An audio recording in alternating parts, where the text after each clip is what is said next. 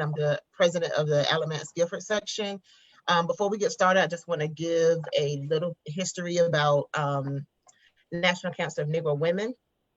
And so National Council of Negro Women is a community service project organization. And we are a counselor of African American women organization, and we are community based. We have 10 sections here in North Carolina, but we also have sections across the country. And it was founded in December 5th, 1935 by Mary McLeod Bethune.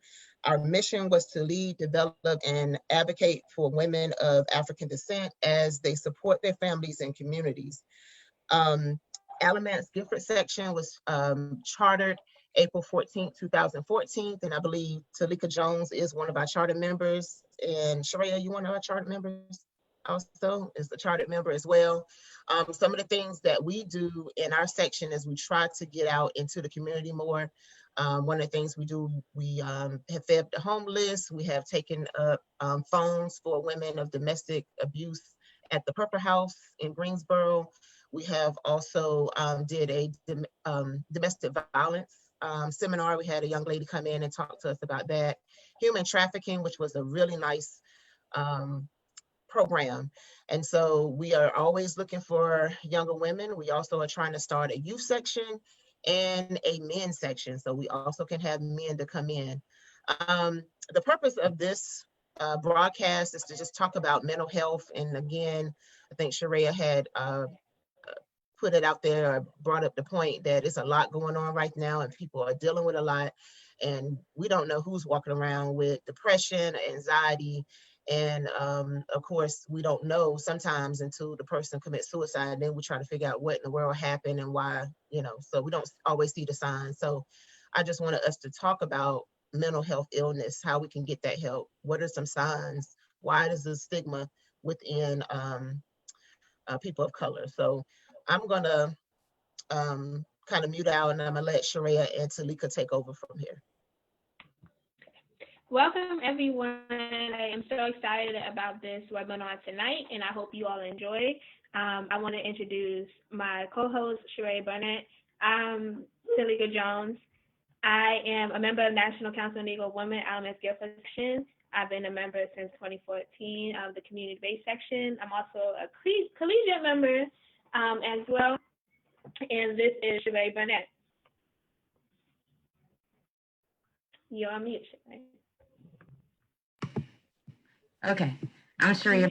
I've been a part of Alamance-Guilford since 2015, and I think we got a lot going on right now, so I just am happy and blessed to be in this conversation, and I hope that we're able to answer some questions and start some good dialogue to maybe help people be more considerate of one another, but also more themselves. So next, we're going to introduce our panelists before we jump into our questions. And our first panelist, Adrienne Barr.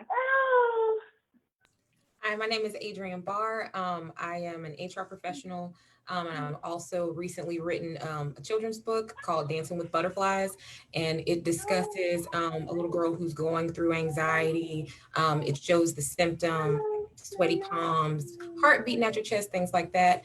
And it uses breathing techniques to transform that child's fear into empowerment. And I'm also a recent member of NCNW, like less than a month. Awesome. Next, sorry if I mispronounced names. I'm so sorry. Tume Shadrack. Hi, my name is Ituma Lang Shadrack, but I go by Tumi because it's easier. And I am a mental health provider, so I do outpatient as well as in-home treatment services for families through an agency called Family Solutions that's located in Burlington, and I think they also have an office in Greensboro. And I also do school social work outside of that. So,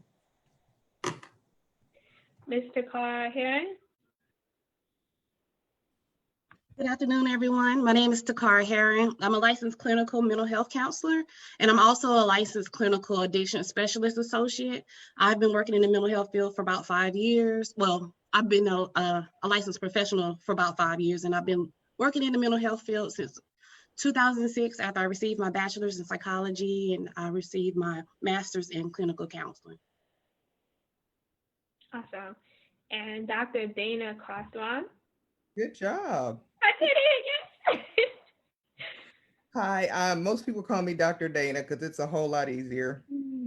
I am a nurse practitioner and nurse researcher. I am formerly with Michigan State University. I am transitioning. I will be at North Carolina Central starting in August. And I think more of my discussion will be my journey having mental illness and how I make it work for me every day. Awesome.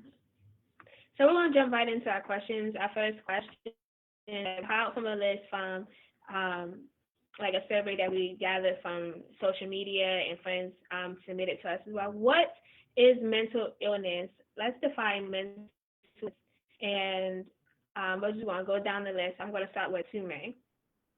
To define mental illness for us. Okay. So I think that the easiest way to explain mental illness is basically anything that affects your daily functioning. So your ability to like get up, go to work, eat meals, just basically live day to day. So anything that contributes and like affects that and your mood about that. Adrian? I completely agree with what Toomey said. I actually went through anxiety and, speaking firsthand, it affected all of those areas in ways that, most people didn't notice because I wore the mask well until I couldn't wear the mask anymore. Takara? I would also agree with those ladies. We see mental health as being something that we experience that keeps us from living our day-to-day lives. Going to work, feeling stressed. If you find yourself not being able to follow through with basic life, taking showers, brushing your teeth, and you just don't know how to keep going. Those are signs of mental health. And they can come in all forms when it comes to affecting your life. Dr. Dana. Yes. Can you hear me first of all? Yes, ma'am. Okay, great. I think since they've done a great job discussing what it is, I will say what it's not. And the biggest thing I want to say is that it is not a personality flaw or some type of issue, with that. And I thought that for a very long time, I thought there was something wrong with me. And now that I've dealt with it and researched it for so long, I realized that it's just a little bit of a different wiring, a chemical imbalance that can be taken care of. So I just wanted to make sure we touched on that piece of it, what it is not. What it is not. Thank you. Thank you for that as well. I think that's very important when we're discussing like what it is not, because as you all described, it looks different for each one of us. For me, just like Adrian has said, anything that affects the day-to-day function and the chemical imbalance part too, Dr. Dane, that's what I'm realizing as well. So thank you for that, pointing out the is and what it is not. Our second question, why do you feel that there is such a stigma concerning mental health illnesses among people of color? I'll say, me personally, I have a superwoman complex. So I think for a lot of POCs, that's kind of the issue where you look at generations before you. You see all the things that they have gone through. You're looking at your peers, comparing yourself between your peers and say, okay, well, they're going through all of these things and they seem fine. So if they can do it, if mama could do it, grandma could do it, whomever could do it, why am I crumbling? So I just kind of feel like we don't give ourselves any grace in that regarding saying, hey, they might have made it look easy, but you really don't know what that person was going through, what kind of internal battle that they were going through.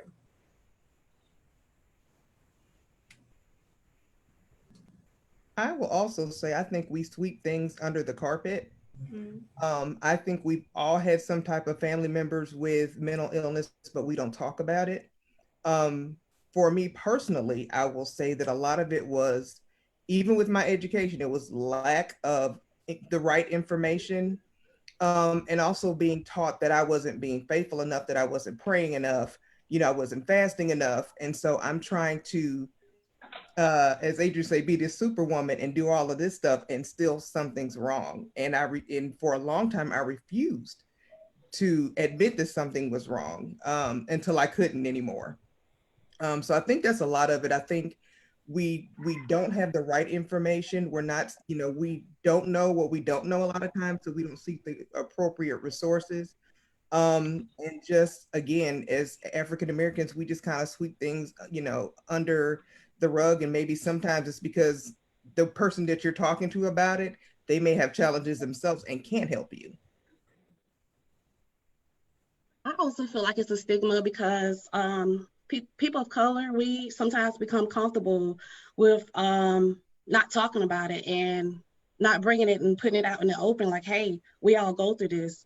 And then also we don't see it as a need. Sometimes, when we're dealing with like diabetes, we know it's a need to go have a medical professional help us with that and give us the medications and whatever else approach that may be appropriate. But however, when it comes to our mental health, we don't see it as a need. So I feel like if we start saying, hey, mental health is a health condition, it can be where it's hard for us to function. It can keep us from functioning on the job or functioning within our family, as well as a lot of people don't have access to funding for mental health. So I feel like that also keeps us from receiving those services as well. I definitely agree. I'd also add that mental health providers are part of a system that historically has affected people of color and not always positively. So if you've had these extensive experiences, or historically there's been some negative experiences with any systems, whether it's healthcare or education or any of those, this is just kind of another component of that. And so experience that negativity, it's really hard to go into that space to ask for help. There's also just not a lot of information. So if people have told you like so-and-so that they went through something this one time, and that's the only basis of knowledge that you have about mental illness and like what you can do about it, then you just don't have a lot of information to make basically a very solid decision because you're basing it off of kind of limited information.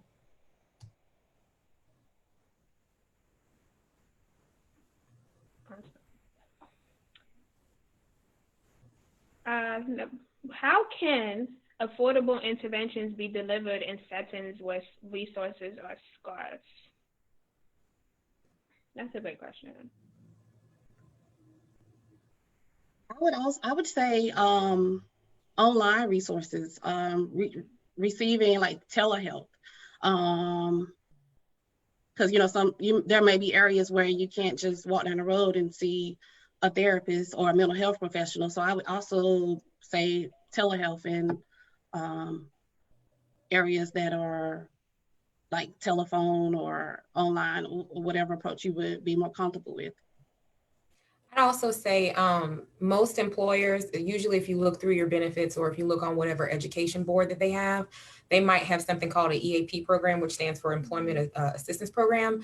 And it has a number or a website associated with it where you can, if you don't feel comfortable talking to somebody, then you don't have to. You can go online and you can look through resources, or you can call and you can speak to somebody. Usually it's 3 to 5 free sessions with licensed therapists, and your employer never knows that you contacted them. So there is that discretion.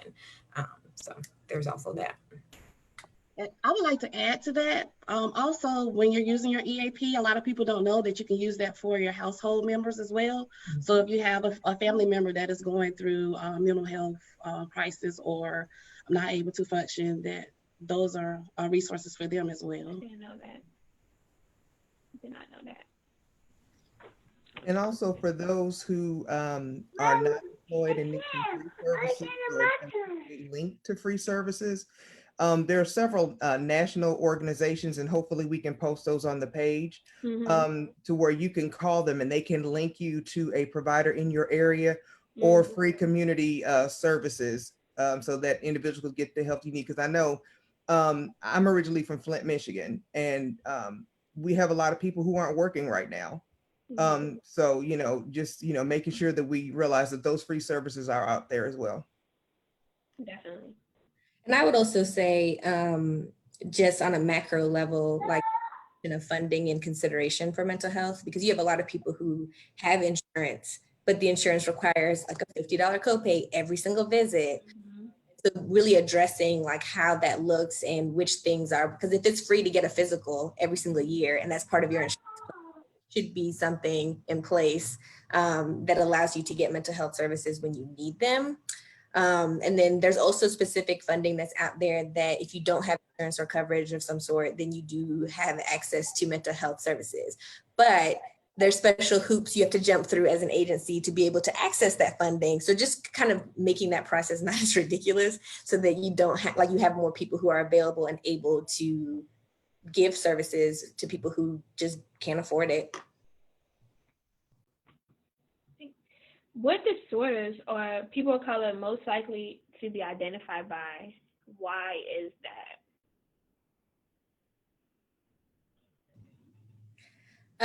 I think that a lot of that comes from the referral source, information that they're providing. So if you have someone who doesn't necessarily identify with a person of color or cultural pieces that that they can identify with, you're getting a lot of different descriptors like, oh, this person can be very aggressive, or this person can be very this, which someone who is competent of that culture or is, from that culture can say like, well, like that's pretty normal and just kind of how they talk. And so I think that can be very, very challenging. And like, if people aren't culturally competent or informed, then that can affect like how they think that treatment should be, given. But I also wonder, at what point are we getting the accurate numbers? Because there's so many people that are misdiagnosed or not diagnosed at all. So it's, that's almost a difficult question to answer. Because in my opinion, African Americans are walking around, what I call, and what there's a book that talks about it, with post-traumatic slave disorder. So we're all walking around with some type of, anxiety or depression or what have you, that many people just haven't been diagnosed. So to really say what the, the most common, disorder would be, that's a difficult question to answer.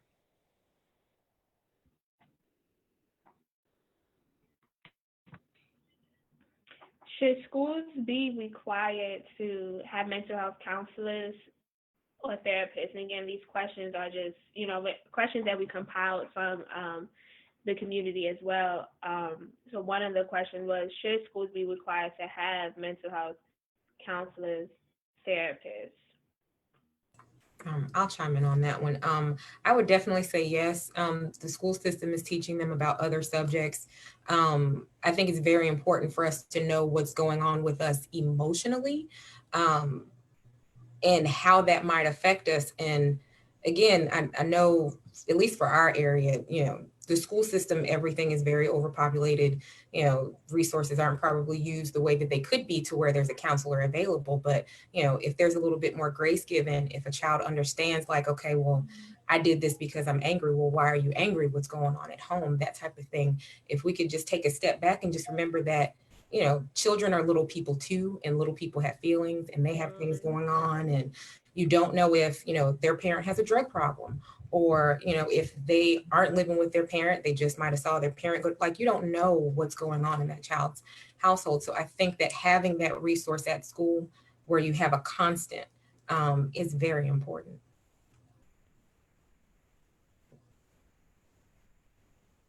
And I'll touch base with agents here. As working in a school district as well, I definitely think that mental health counselors should be available in the schools. As you can say, as we know, teachers wear many hats, and oftentimes we're not trained to, handle certain situations that we often come by, but to us, that's part of what we do. Having counselors and therapists, full-time counselors and therapists would help alleviate a lot of the referrals, I think it will help take off the stress that the administrators as well receive too, because not only does teachers have to deal with a lot, administrators as well, and the school as well, and the community.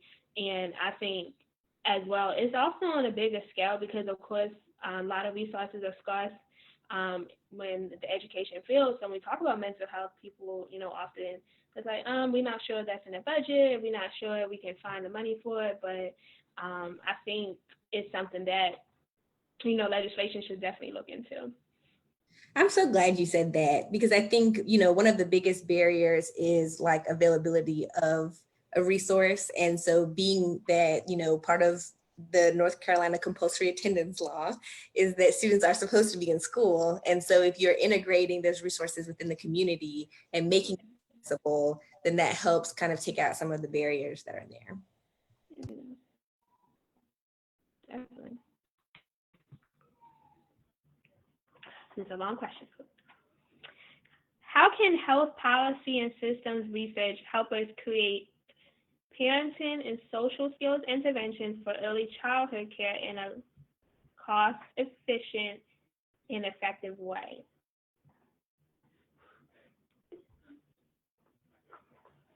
How can health policy and systems research help us create interventions for early childhood care in a cost-efficient and effective way?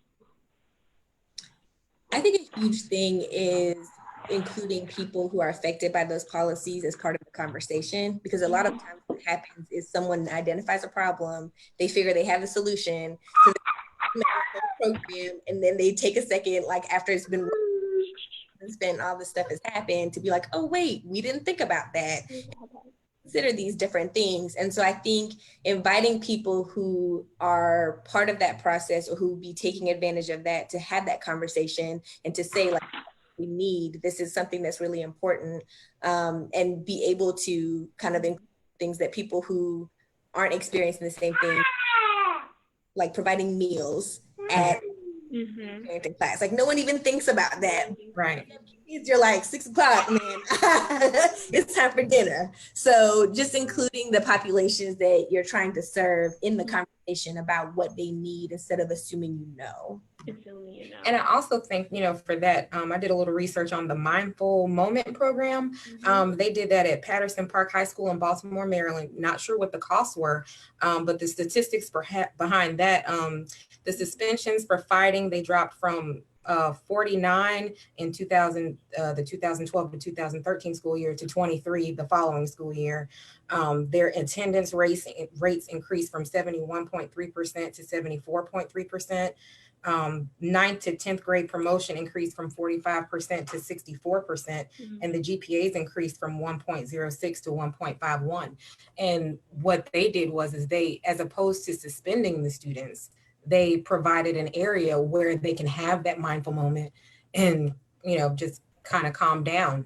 So to even study how Baltimore made that possible, because obviously it is possible because another school system has done it in a major school area. So.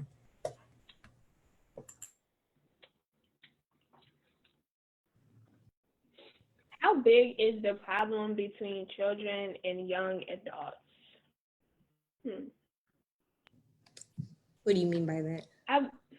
That's what I think is how the question is worded. I don't want to necessarily say how big is it. I think what the person is asking is.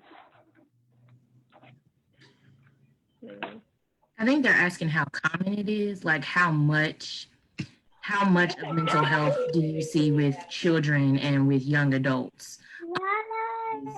When you have people maybe in their late 20s, early 30s, they're getting more diagnoses that are accurate and they're able to work a treatment plan. But a lot of times children and young adults, we're hearing that there's this mental health issue, but asking like, but how big of an issue is it for our younger generation? I think a lot of it, is, like you were saying, we have more people being diagnosed, because I wasn't diagnosed until my 30s, but looking back, I should have been diagnosed in my teens. I struggled a long time. And so I really think, as someone said earlier, we do need the counselors and mental health professionals in the school systems, to identify those children who are having, issues, what have you, because, if someone was there to really pay attention, to me, I think they would have picked up on it right away. And put me on the right kind of meds, because I'll be I know a lot of people don't like medication, but I will tell you, my husband will crush my medication in my food. He will. I got to stay on my meds. But I just think there are a lot of young people that are suffering. I don't think a lot of times it's someone said behavioral issues, as you said, it's just that they are going through a lot and are not exactly sure how to express that. So that's just my take on it. And also, like, children and young adults, like, you require parental consent for a lot of different services, and you require a parent who's willing to take you to this. So if I'm working 12-hour shifts at a job, like, it's really hard for me to then turn around or schedule a 4 o'clock appointment when you get out of school or whatever the case may be.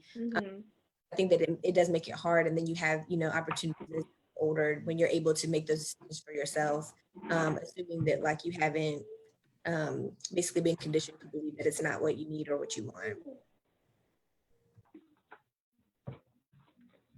Sheree, I will turn it over to you. Okay, so y'all bear with me because I am manning the Facebook comments and the questions document, as well as the conference call screen. So we do have some people dropping some information in the comments on Facebook, which also leads to the next question. So someone from the community wanted to know where they can look to find help. That was actually I know Taraji P. Henson, she currently has a foundation that provides free mental health services. And I can send you the link, Ms. Sharia, if that's okay.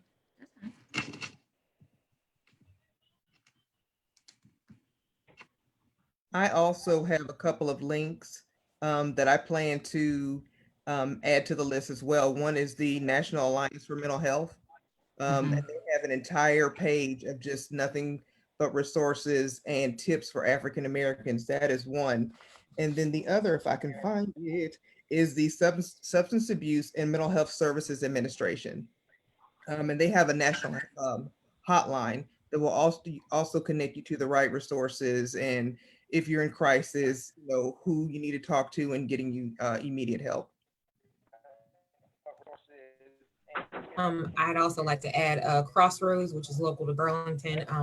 They have wonderful programs, wonderful advocates and doctors aboard, for women who may have been through, men and women who may have been through domestic violence, any type of sexual violation type of situation. So that's there as well. And they also treat children.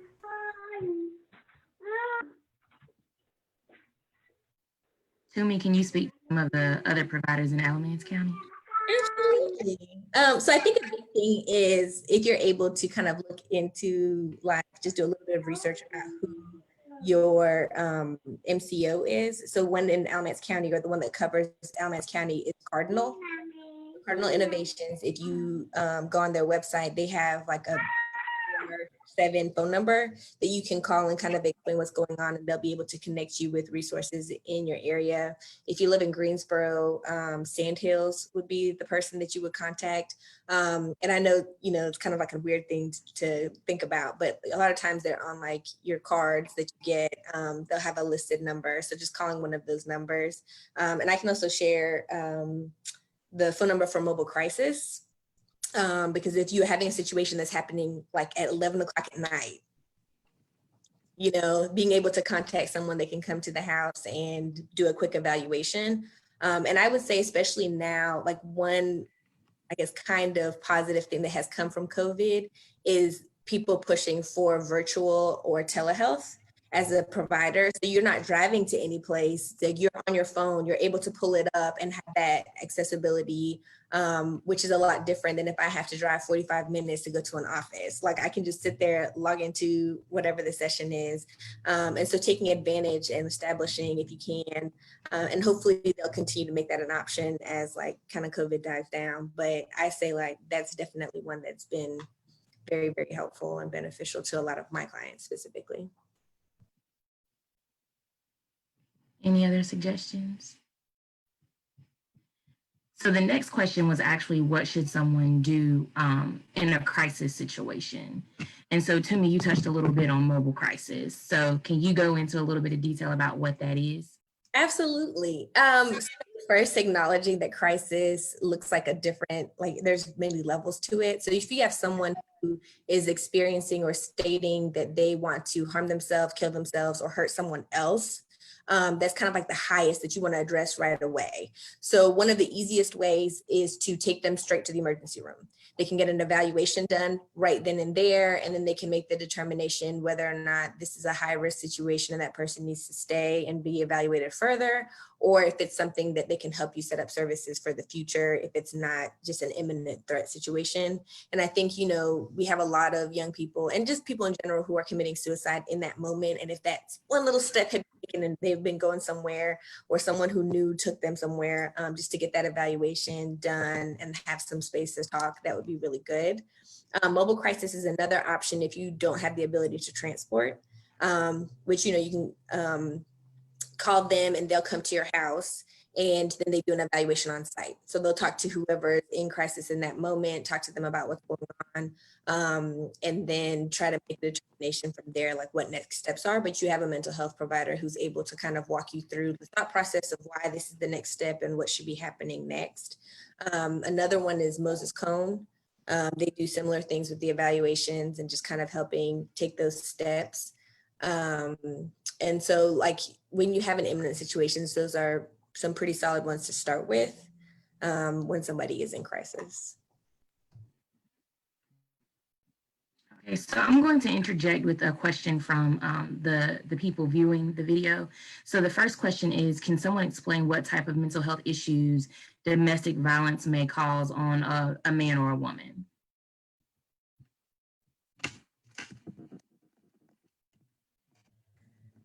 So one kind of quick, easy one is like post-traumatic stress disorder. So you have had this intense encounter with someone who is close to you or a loved one, and that will affect the ways that you perceive future relationships, the way you consider how you should be treated. There's a lot just in that space within itself. Then there's also the anxiety of like, when I'm going home, am I going to be safe? So that's another thing to consider. And then there's also the kind of cycle of depression where it's like, why am I in this situation? How did I get here? And just kind of that overwhelming sensation. So kind of those are kind of the three that come to mind as quickly. Obviously, it also depends on what symptoms you're experiencing. So everyone handles stressors differently. So if you are feeling one particular area as a struggle for you, as opposed to something else that someone else might find as a higher thing, then that will affect how someone is going to diagnose you. But just kind of, those are kind of three that tend to be universal or tend to kind of come up a lot.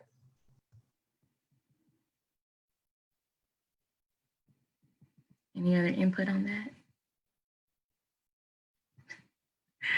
Okay, the next question that we have from our survey is, how can I help? Well, I know for me, I think the best thing is for someone to just listen to me and not be judgmental. I think that's extremely important. Sometimes people want a listening ear and not for you to solve everything. If that person is in crisis, making sure they get the appropriate help. Sometimes it's just social support measures, whether it's helping them get their prescriptions, taking them to their appointments, you know, things like that, making sure they have food in the house. And I think Toomey talked a little bit about that, but sometimes it's just the basic things, making sure that's taken care of, because, you know, there is a hierarchy. So sometimes you got to make sure that basic stuff is taken care of first before you can even start working on mental health. And that's kind of the issues I'm finding here in Flint is, you know, because we still have the water crisis. You know, people think it's done. It is not done, people. They're still dealing with it. And so it's very difficult to talk to people about mental health and depression. You know, when you have an environmental crisis, then you have structural racism, then you have individual racism. oh, wait a minute, now we got a pandemic, you know, so it's up, you know, and then now you want to talk to me about mental health, you know, so there's so much. So right now it's all about, you know, being able to listen, being able to identify when they're in crisis, and, you know, just helping them seek help, you know, just showing them that it's okay. It's okay to get help. And, you know, there's nothing wrong with praying and being faithful. But I think Jesus will let you know that it's okay. You know, you can have Jesus and a therapist. I have both. I'm so glad you said that. Oh, sorry. I was gonna say one thing I will say not to do is don't say brush it off or just keep going. Let them know, okay, I'm here to support you, and let me know what I need to do to help you receive that help. But definitely don't try to brush it off and say, oh, you'll be all right, suck it up. You know, I went through this last year and I'm okay. Because sometimes, you know, we deal with things differently. Some people may not know where to go. So just coming to this webinar today is giving you the knowledge of saying, hey, I know this resource, just sometimes giving them the resource, but also just having an open door and say, here, if you ever need me, I'm here. So that's all I wanted to say on that topic. Yeah. And changing the conversation about what mental health is and what mental illness is. Because right now it's just like, whoa, like that person's crazy or just whatever. And just like not using that language anymore. It's honestly, they're facing challenges that make it hard for them to go through life. And that's really what it is. In the same way that if a friend like lost their job and needed support, you would be all about it. Like, let's get something together. Let's help them pay, or, you know, you can stay with me until stuff gets together, like whatever. But then when someone is experiencing this intense emotion, all of a sudden it's like, but that's not the case. And just changing and having the conversation to say, like, how do you handle it when you do feel stressed out? What are some things that are helpful or not helpful? Okay, have you thought about maybe talking to somebody? And just making it a more positive conversation, I think is really, really helpful. And I just wanted to piggyback off to Cara really quickly when she was talking about, you know, not to brush it off. I think it's really important also to realize that, you know, even if you have mental illness, I have to be careful because my journey is not that other person's journey. We have two totally different issues, so I had to be very careful, when I talk to people that who also have bipolar disorder, and I've been blessed in that I'm in a really good place, and I had to remember where I came from. I wasn't always in this good place. So, making sure that, I take the time to think about where they are right now and then trying to help them from that point. And Dr. Dana, I'm glad you said that because, from my personal experience, someone did give me a couple of referrals when, I was like really low, but I wasn't receptive to it. And I think that's really important too, that, even if that person's not receptive to the resources that you're giving them, still keep talking to them.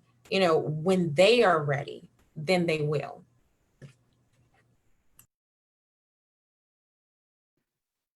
Okay, and so this question is for each of the panelists to answer. How are you maintaining your own mental health during this pandemic and in light of the ongoing police brutality happening across the nation? I cut it off. I literally give myself a certain amount of time to look at the news and to look at that piece on social media because it is consuming. I am angry. And I have every right to be. I'm the mother of 4 sons and I have grandchildren. And I'm married, so I'm pissed off. No other way to put it. I can't sugarcoat it. I'm pissed. But so I have to take some time and kind of, go by myself and kind of reflect on what's going on. And sometimes I can talk to people about it. Sometimes all I can do is journal about it. But I definitely have had to limit how much news that I can take in because I was taking in way too much. And it was, again, all consuming.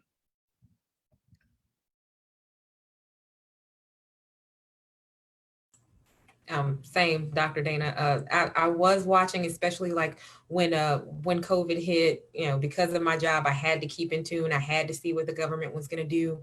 That way we could figure out what we were going to do at work. And then when we finally got out of work, when we're here and I'm at home with the TV, it's just like, yeah, no, I can't sit here and listen to this all day. And then with everything that's going on now, with George Floyd and the riots and all of that, the first part was good practice. Like, okay, I know that this is too overwhelming. I need to turn this off. Let me turn on some Jill Scott. Let me run this bubble bath with some Epsom salt, and let's call it a night. Let me read a book, have a glass of wine, that type of thing. So that's kind of what I've been doing. And going for walks outside, just going out in nature, getting that fresh air, stepping away from, everything that's going on here, not leaving my device, I take it, but not listening to music, just being aware of my surroundings and just taking it all in. And I would also suggest keeping a normal routine, trying to have something to keep yourself busy and somewhat occupied. But I also love what Ms. Barr said about getting outside and going for a walk, getting some vitamin D, nature's vitamin D. That's pretty good for us, especially when it comes to our mental health. Sometimes when we're going through things, we find ourselves being stuck in the house and not getting out and socializing, even, especially with COVID-19 going on. And sometimes we don't realize how important getting out and being social is to our mental health. So I would say definitely try to maintain your connections with your family and, those your friends and those that you love, and just trying to keep somewhat of a normalcy as you go through your day-to-day process. I definitely agree with that. I also think giving yourself permission to feel and to be okay with how you feel, because there's no wrong way about any of this. Like there's no, oh, this is gonna be awesome type feeling. And since there's a child present, I'll keep my language appropriate. But I mean, self-care is huge. Doing things that make you feel safe, okay. I like the bubble baths, like Adrian suggested. Just those things that help you feel your healthiest, but just 100% being okay with the space that you're in. So if you're angry, it's okay to be angry. Yeah. That's okay. And so just kind of validating and giving yourself permission to be okay to be in this space, and not kind of, because I think the natural reaction is to like, oh, like calm down, oh, like, and just kind of try to redirect yourself, but just kind of embracing those emotions and how full they are, and being okay with the space that you're in. I would also say practicing some mindfulness, just to piggyback off you, Ms. Toomey, practicing some mindfulness and being aware of how you are feeling, because sometimes we're going through life not really noticing, hey, my heart is pounding 100 miles per hour. So just being aware of those things, like how you're feeling and being in tune with your feelings. So I just wanted to share that as well. The next question is about apps and podcasts. So what do you think of podcasts like Therapy for Black Girls and apps like Talkspace? Do you think that they're helpful for people who are battling their mental health or people that need to talk with someone? I think there are a lot of options, and I think you need to figure out or kind of explore what's going to work best for you. So for some people, they get into a room and they cannot talk about some of that stuff, but if they're able to text somebody or to talk about it with a little bit of space between them, that can be helpful. And so it's really about like when you're using these apps or when you are listening to the podcast, how is it affecting you? Feel like it's beneficial to you, or do you feel like maybe you need to explore some other options? Because I mean, there's a lot out there that people don't consider. There's some people who benefit from art therapy, where like you're doing a lot of painting and creating and just being in that space. There's some people who benefit from like play therapy, like I think about young kids, where they're still able to communicate what's going on, even if they don't have the same vocabulary. And so I think exploring this plethora of options you have out there, and figuring out what's kind of works for you is really helpful. Any other thoughts? Okay. The next question is specifically for Adrian, and the question reads, what led you to write about breathing exercises for children? specifically, well, my book, it's pretty much like a love letter to my younger self. I've always had a little bit of social anxiety. Of course, that's not anything that's ever really discussed. It's just like, okay, well, I feel this way. I'm just going to deal with it because that's how my mind works. And I'm a bottler too. So going through, my recent stint with my recent experience rather with therapy, just learning the breathing techniques and how that grounds me and how that calms me down so I can calm my mind down enough to think clearly and to know that it's not the end of the world. Like, for instance, before this, I had to do a lot of breathing because this is definitely outside of my scope. You too, see? Yep. So I didn't die. It happened. But yeah, that's what led me to write it. Okay. I was so excited to hear about Adrian's book. Like, I don't think anyone knew how hype I was because it's just such a great idea because there's such a huge connection between your body physically responds to stressors and no one takes the time to really, like, okay, like the experience of someone yelling at you and a tiger attacking you provides the same physiological response. So my heart's gonna beat faster, my breathing is gonna change, all these things are happening to me inside. And so, by taking those breaths and like calming it down and letting your body know, like, hey, there's no tiger, it's okay. So I'm super excited about that. And like, big ups to you, Adrian. Like, I'm definitely getting a copy. So thank you for me, I got you. And just to piggyback off of what you just said, the fight or flight, there's also that extra F, which is freeze, that people never really bring up. It's fight, flight, or freeze. So either, we're gonna go fisticuffs, or I'm running away, or some people they just stop and they go outside of their body for a moment. And I think that's important to recognize too. That way, how your body responds in certain situations, so you can kind of talk yourself off the ledge too. I am so glad you brought up the point of freeze, because as I said, I'm a nurse practitioner. We do not teach that. We still teach, fight or flight, but we do not teach the freeze part. And so that just you saying that, just a good reminder for me that I need to really put that, somewhere in the curriculum, because that is a huge point, because sometimes we just don't have it in us to do anything. Thank you for bringing that up. So we have some questions from the floor. The first one is there a support group or a hotline for parents with children who are suffering from a mental illness?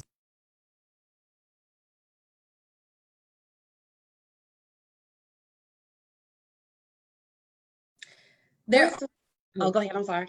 No, you're good. You, Takara, go. I'm just going to talk about Triple P. There's a service called Triple P. They assist with different parenting skills, and they also provide information when it comes to dealing with kids with different mental health diagnoses. Yeah, and it also kind of depends on the diagnosis. There's a lot, an increase in autism diagnoses. And so there's a lot of different support groups that are specific to that, and just how challenging it can be for a parent who has a child who is experiencing those challenges. And then just also knowing, like, you have the power to create those groups. Like, if you feel like it's a need, I trust and believe there's going to be some people with you who feel like that's a need too, and will join in that conversation. And there's something very therapeutic about having other people who are having your same experience tell you, oh, I feel that too.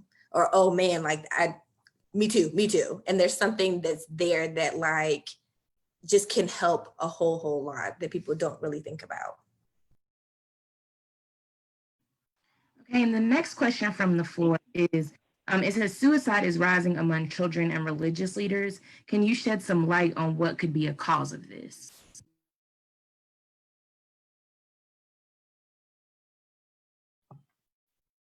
Well, I would say that a lot of times we don't seek mental health services because we do look for the church to help us with all of those feelings that we're having, thinking like, oh, okay, I'm emotional, so I'm thinking the church is definitely gonna be there to assist me with that, which they will be.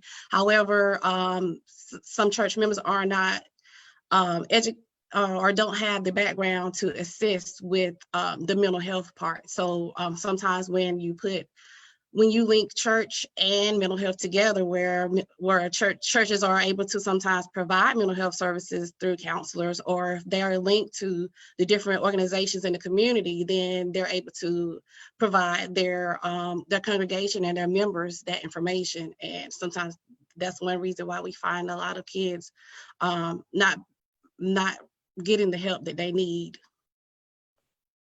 And there are a lot of pastors and member of the clergy, as they were asking the increases in suicide because they are struggling themselves. There's so many of them, that because they're taught that they're supposed to take care of their flock, and a lot of times they can't take care of themselves. So, and then on top of that, they feel a lot of times, because I have a good friend that's a pastor, that they're failing the church because, if someone has a lot going on and they can't fix the situation, they feel that they failed that person in the church, they failed God, they failed themselves. So I think that honestly, more mental health services need to be out there for members of clergy. I think there's a misnomer out there that, just because they're a pastor or a priest, they have it all together. And they're human just like everybody else. And we're taking everything to them, because we're asking them to help us, them to fix it, and a lot of times they're struggling also. I definitely agree with that. Kind of thinking about the youth piece of it, there are certain times in your child's life where their peer relationships are going to be more important to them in that moment. And so being aware of where your child is developmentally can be helpful, because then you can be more mindful in your interactions with them. They think their friends are cooler. That doesn't mean you get to stay in your room and be on a game or on social media all day. Social media is another huge thing, and kids don't seem to understand that just because I post a picture of me going like, everything's great, that everything really is great, because they're not seeing the full picture. They're just seeing what's kind of just being thrown in their face and what I'm able to frame in that moment. And so being able to kind of keep an eye on that, social media, especially how much kids are on social media, is affecting a lot of different youth these days. And just having those conversations, like, how are you feeling? And not just like, how are you? Good. Okay, cool. Bye. Like, see you later. Like, just, oh, like, what are some challenges that you've been having lately? What's something you wish was different? And just some questions like that like no one really thinks to ask, but like your kids have so much they want to say, and they just need a space to have that conversation. And it's weird at first because it's like, why is my mom asking me this? Like, that's weird. Or why is my dad saying this? Like, but once you get that door open, it's a game changer for a lot of different kids. And Dr. Toomey, I'm so glad that you brought that up, because me and my daughter, we're, she's 13. You know how that is if you've ever seen a 13-year-old, or remember who you were when you were 13. So yeah, her friends are definitely a lot cooler. But the thing that I've always pushed with our relationship ever since she was little was like, if you ever have any questions, please feel free that you can come to me. I don't want you to feel that you can't tell me what's going on with your friends. Don't be afraid of my response. And as a parent, if I'm wrong, I'm going to tell you, I'm sorry, baby, I'm wrong.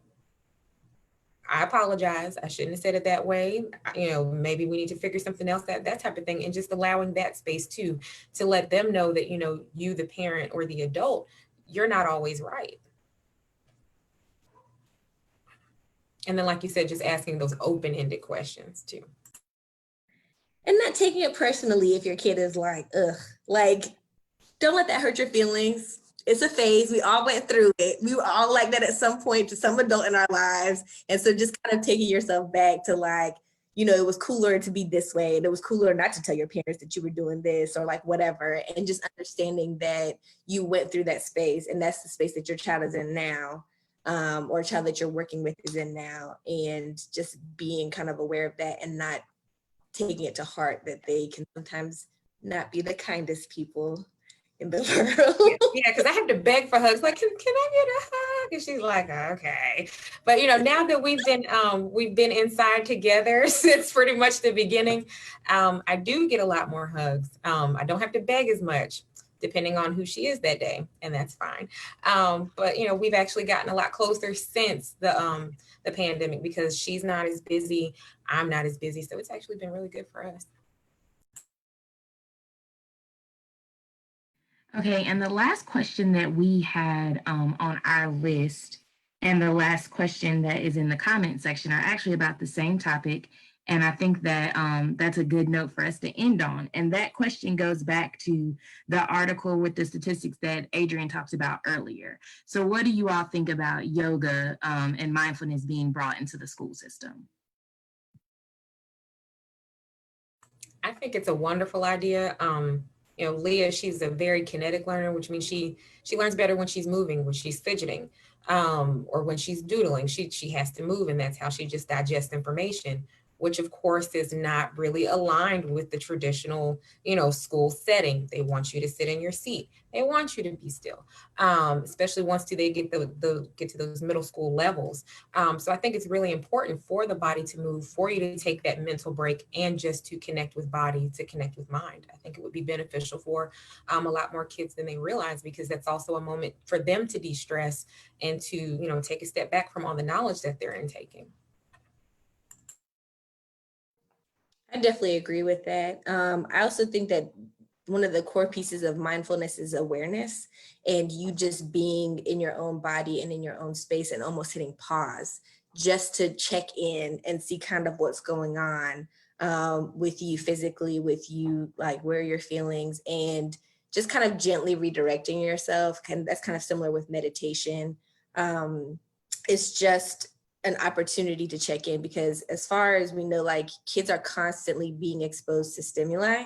So it's like you walk in, someone's talking, someone's playing music, this one's doing this, someone texts you, like it's a constant, just like information needs to be processed like right now, you have to respond in the moment, because you can't pause and then be like, oh, hey, how you doing? Like you have to respond right then. And so if you're constantly being flooded with information and you're constant, like it's just all so fast, just taking the time to stop and just breathe and just be in that moment and not have all these things going around you can be really, really helpful.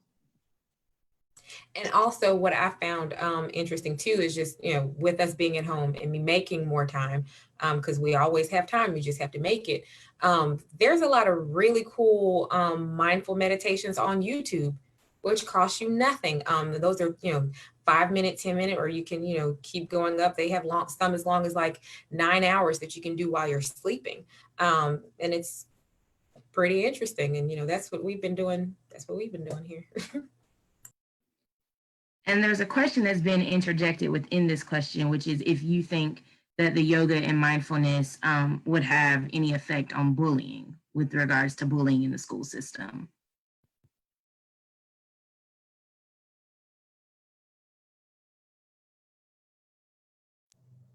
I mean, I think so. I think kind of maybe not direct, like exact in the moment thing, but I think as you're encouraging people to stop and to think and really explore some kind of challenging pieces, because a lot of bullying is just like, I'm feeling something big and I don't want to suffer by myself. So someone's going to suffer with me and I'm going to lash out and take out, or, like I want to be popular or I want to be this. And so I'm going to do these things to tear other people down.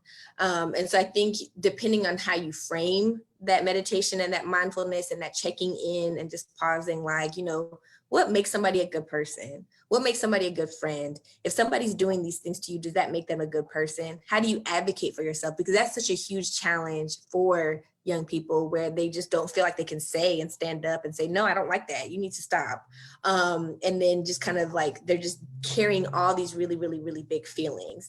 And so I think if it can be framed in a way that can really kind of target some specific things, because there's so many different types of meditation. Like you were saying, Adrian, there's one for sleeping. There's one that's like just guided. There's walking meditation. There's eating meditation. Eating, like enjoy this apple and just feel the crunch. And it's just like, wait, what? Like, I'm trying to eat this apple so I can go. Like, so just really, really, really taking the time to like process and build those skills, just like you would, like if I go running, I'm getting better at running. So I'm building these different skills in that same way. It's just looks a little bit different. And I think it would actually be mutually beneficial if they did it in the schools too, because as the children are doing it, the teachers themselves who are overwhelmed thinking about everything it is that they have to do, and they really don't get much pause time, they too get that same amount of time to reflect. That it would be great.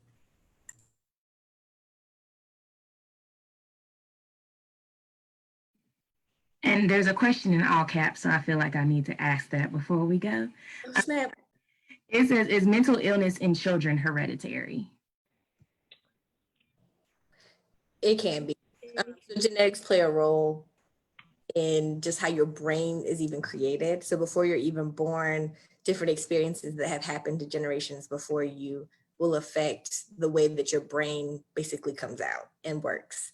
So there is some hereditary pieces. And sometimes you don't have that formal diagnosis. Like, you know, when I do an intake with a client, I don't always ask, is there a family history of mental health? I can say like, did anybody in your family, like, you know, does people ever describe someone in your family as being like super depressed or being really, really sad all the time? And you can ask questions that are kind of a little bit different because it does go back. And when you think about like the history of the United States, and especially people who have been marginalized and the experiences that they've had, like there were laws that were passed 40 years ago that are still affecting people today. There's different experiences, like, I mean, slavery, like off gate, you know what I mean? And not to make, you know, whole new topic of conversation, but there are all these things that have affected generations way back where you don't have necessarily the same experiences, but it's affected everyone coming down that path. And so, you know, there is kind of like that importance. And we think about like how there's a lack of awareness of who your great-grandmother was or who your great-grandfather was, just because families were so broken. And those things have all affected and could be contributing factors. So looking into heredity is really, really important and definitely worth exploring if possible. And also I want to say that, you know, we also learn things from our parents or those who are caregivers. So we learn certain behaviors like what food we're going to eat or how we're going to eat those foods or how we prepare those foods. So it's the same when it comes to our mental health, like how we express ourselves. So, you know, sometimes we have people who are meek and quiet, and you find like some of their parents are really meek and quiet, or you may have people who are rambunctious and you find later on that their parents were rambunctious. So you find yourself generationally passing down behavior traits as well. And then also in some ways, the way that, you know, we may have been disciplined as children, that might play a role too. Like if you get disciplined, you sit there, you don't cry. Well, why can't I cry? You know, that's the child expressing their emotions. And I mean, I know I got told that. So, you know, I mean, a lot of us, you better not cry. But why not have that space to express your emotions? Okay, fine. You might not be satisfied with, you know, the consequences. True. But it's okay for you to cry. I need you to let that out. And then we can talk about it later. So, you know, that plays a role in it too. And I truly think that we need to do a better job of talking about it within the families.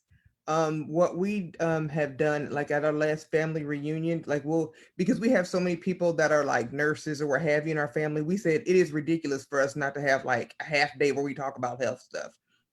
And so we started talking about mental health. And at first there was some hem and haw, and, you know, even, you know, especially among the elders.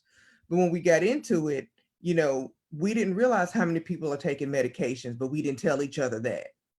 You know, we're all taking medications. Some are schizophrenic, some are bipolar, some, you know, anxiety disorder. But we didn't know. We're thinking we're suffering by ourselves, and we all had it. You know, and so it's been a lot easier because now we have more people to talk to. But we all, you know, none of us knew we were, you know, we're dealing with this because nobody wants to talk about it. So I think it's important to just, you know, plant the seed or, you know, talk a little bit about it. You know, as for myself, a lot of people, if you're friends with me on Facebook, I talk about it all the time. And it took me years to get to this point, but a lot of it is because I don't want anybody to suffer like I did. I suffered for years, you know, and again, as Adrian said, wearing the mask, I'm very good at that. I mean, I need an Academy Award. I am awesome with it. And suffered up until, God, 5 years ago. So, you know, and even with medications, my medications weren't where they're supposed to be. So I think it's really important that we start opening up and having conversations like this, and, you know, talking among our family members, talking to our kids, you know, that, you know, we all have some type of quirk. Because I just call myself quirky. You know, I don't like to use, like you said, the word crazy or anything like that. I'm just different. I'm quirky. I put the fun in dysfunctional. That's what I like to tell people. So I just think it's important that we keep having this conversation, and I'll shut up now. No, that's 100% true. And then just also acknowledging like the systems that are affecting everybody day to day. Like poverty itself has a huge correlation with the ways that people cope, the different things they're able to do, mental health, like all those different things. And that's something that people are facing pretty consistently. And so just being aware of those kind of pieces that are affecting just kind of your day-to-day as well, and how that can contribute to how you are able to cope and what you're able to do. And also, you know, past traumas that you may have been, you know, may experience, because again, like someone said earlier, we like to sweep things under the rug, and a lot of things we like to sweep under the rug is, you know, children being, you know, molested by a family member, or you know, someone who took care of them, that type of thing. And, you know, a lot of those situations, they don't tell, but they do remember in a lot of cases, and they carry that with them when they get older and not getting the proper help they need to remember that, hey, you know, it's okay for me to trust, you know, what they did to me was wrong. I did nothing wrong to deserve that. That was, you know, their conscious decision, and making sure that you get help for that too. So I want y'all to know that y'all got to preach, exclamation point. Like that. Yes. So before I turn it over to Margie, the last thing we want to ask is that if you have any type of contact information or a way that people can get in touch with you if they have questions, or I'll relate to what you said and they just might want to get some information from you, you share that if we go around the room right quick, and once everybody shares, then Margie will handle the closing of the live stream Facebook situation. I guess I'll start.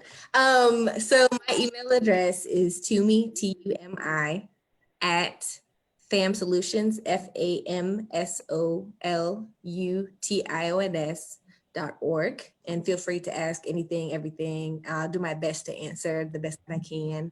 And just real quick, wanted to add one last thing. One thing that's kind of like just an odd one is something called interpersonal anxiety, which is this anxiety about interacting with someone who's perceived as different than you that exists. So like if I'm going to get mental health services and I walk in the door and the person who's there doesn't look like me, there's some anxiety about that situation, and just understanding that like you can go to session 1 and decide I'm good on this and I'm going to try somebody else.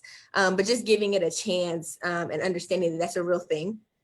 And it happens, and people feel that they go into a space and are asked to be vulnerable with someone who looks different. So just, that's okay to feel that way, and just know you have options and you can try somebody different if it doesn't work, or, you know, just give it a couple of sessions and see how you feel.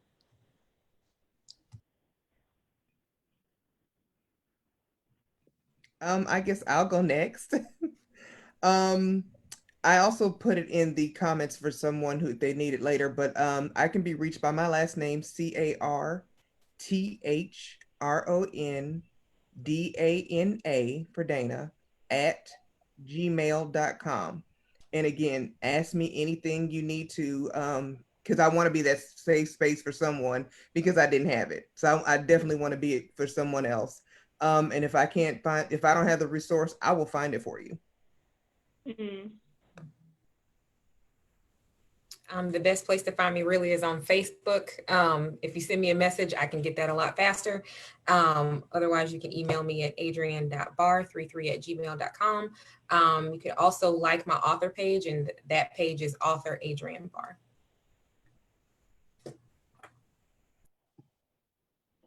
You can reach me by sending an email to herringlpc@gmail.com. And I also provided Paramount's information in the comments list of the list that they're compiling to share with you guys later. Thank you. And so I am putting your email addresses into the chat. I also copied and pasted all the links and phone numbers into the Facebook chat, but we will find a way to merge that information to make it a one-stop shop for people when this live has aired. And with that being said, I'm going to turn it over to Margie. Thanks, y'all. All right. Thank you, ladies. Give yourself a hand. Y'all did an excellent job. I learned a lot. It really was, it helped me, whether you know it or not, it really helped me. Just looking at some of the comments that I've seen on my end, and it was, you know, a lot of people were watching, coming in and out. And so one of the things that I want to say is, and my father had told me that well before, it's okay to say no sometimes. It's okay to say no, because a lot of times I know, like me, a lot of people come and talk to me about things. And I call it the trash can syndrome, where you are just having all this stuff dumped into you, but then when it's your turn to release, there's no one to release to. And so what happens is it becomes really heavy, anxieties comes in, then you have your own life to deal with. And I know for me, last year was just a lot going on. And so I had to just say, I can't do it. I had to learn how to say no. And I spoke to someone today about that. If you can't do it, just say no. Don't try to take no more on than you can bear, because it can also have an effect on your mental health as well. And so, and if the people don't want to deal with you because you said no, then those are not the people that you need to have in your life in the first place. So, so I had to learn that as well. But I thank you all for coming and being a part of this. I hope that y'all had and enjoyed yourself. I hope this is not the last time that we see you and get a chance to have you on our panel. And I hope this is our first panel. So I hope everyone enjoyed it, and hopefully we can have some other ones. Again, one of the other topics that I would like for us to talk about is the stigma of mental health within the church, which is also needed. And that is a big topic that needs to be talked about. Why do we have mental health issues in the church, and we are told to pray about it? And so I want the topic to be when prayer doesn't work. So we definitely need to talk about that. But I thank you again. If y'all ever, again, this is the Alamance-Guilford section of National Council of Negro Women. You can find us also at Alamance-Guilford, NCNW @gmail.com. You can also find us at Alamance-Guilford, NCNW .org. We are looking for women to come on board, and we would love to have you to come on board, and anyone else. We are looking for young ladies between the ages of 12 and 18. We also looking to charter a men's group and get our men and our young boys. They need somewhere to go and release and talk to someone.